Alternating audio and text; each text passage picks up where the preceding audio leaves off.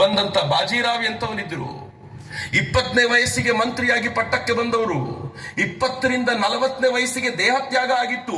ಈ 20 ವರ್ಷಗಳಲ್ಲಿ 42 ಯುದ್ಧಗಳಲ್ಲಿ ಎದುರಿಗಿದ್ದ ಮುಸಲರನ್ನ ಸೋಲಿಸಿ ಹಿಂದುತ್ವದ ಪತಾಕೆಯನ್ನ ಮುಗಿಲೆತ್ತರಕ್ಕೆ ಹಾರಿಸಿದವರು ಮರಾಠದ ವೀರರು. ಹೆಂಗಿತ್ತು ಹೋರಾಟ? ರಜಪೂತರು ಬಂದರು, ರಾಣಾ ಪ್ರತಾಪ ಸಿಂಹ, ಹಲ್ದಿ ಘಾಟಿಯ ಹೋರಾಟ.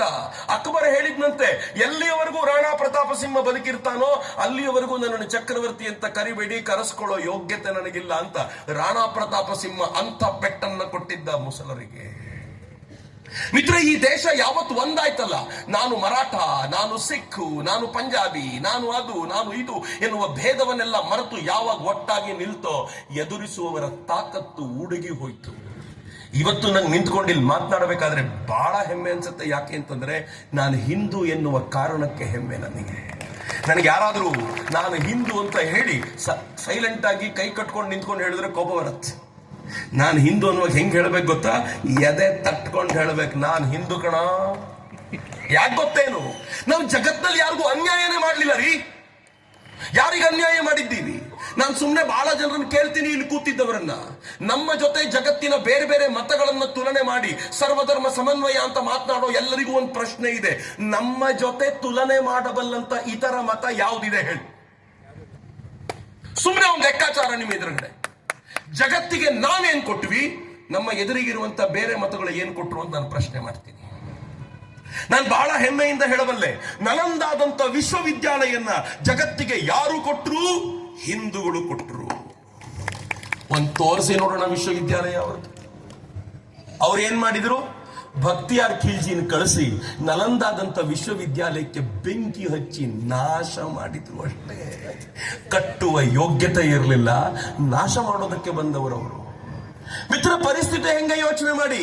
ನಾವು ಎಲ್ಲಿಗಿದ್ದೀವಿ ಅಂತಂದ್ರೆ, ಯಾರನ್ನ ಕೊಟ್ರಿ ನೀವು ಅಂತ ಕೇಳಿದ್ರೆ ನಾನು ಹೇಳ್ತೀನಿ ವಿಶ್ವಾಮಿತ್ರರನ್ನ ಕೊಟ್ವಿ, ನಾವು ಶಂಕರನ್ನ ಕೊಟ್ವಿ, ರಾಮಾನುಜರನ್ನ ಕೊಟ್ವಿ, ನಾವು ಮಧ್ವಾಚಾರ್ಯನ ಕೊಟ್ವಿ, ನಾವು ಬಸವಣ್ಣನ ಕೊಟ್ವಿ, ನಾವು ಅಲ್ಲಮ ಪ್ರಭುಗಳನ್ನ ಕೊಟ್ವಿ, ನಾವು ಶರಣರನ್ನ ಕೊಟ್ವಿ, ನಾವು ರಮಾನಂದರನ್ನ ಕೊಟ್ವಿ, ನಾವು ಕಬೀರರನ್ನ ಕೊಟ್ವಿ, ನಾವು ಮೀರಾಬಾಯಿನ ಕೊಟ್ವಿ, ನಾವು ಅಕ್ಕ ಮಹಾದೇವಿನ ಕೊಟ್ವಿ, ಎಷ್ಟು ಸಂತರನ್ನು ಕೊಟ್ವಿ.